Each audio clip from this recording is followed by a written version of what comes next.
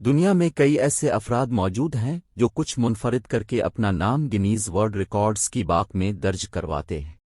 Nigeria سے تعلق رکھنے والے ایک شخص نے بھی کچھ ایسا ہی سوچا اور مسلسل 7 دن تک رو کر گنیز ورلڈ ریکارڈ قائم کرنے کا فیصلہ کیا۔ رپورٹس کے مطابق اس منفرد ریکارڈ کو بنانے کی کوشش کے دوران نائجیرین شخص جس کا نام ٹیمبو ایبورے ہے اپنی قوت بصارت عارضی طور پر کھو بیٹھا۔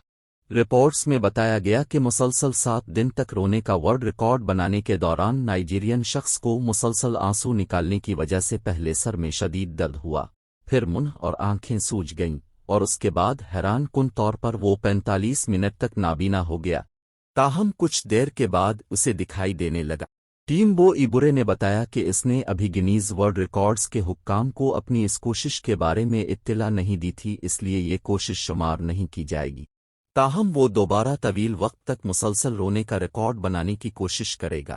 ان دنوں نائجیرین افراد گنیز ورلڈ ریکارڈز کی کتاب میں اپنا نام درج کروانے کے لیے منفرد اور حیرت انگیز کام کر رہے ہیں۔ رپورٹس کے مطابق گزشتہ دنوں نائجیرین خاتون نے تقریباً 100 گھنٹوں تک مسلسل کھانا پکانے کا ورلڈ ریکارڈ قائم کیا تھا۔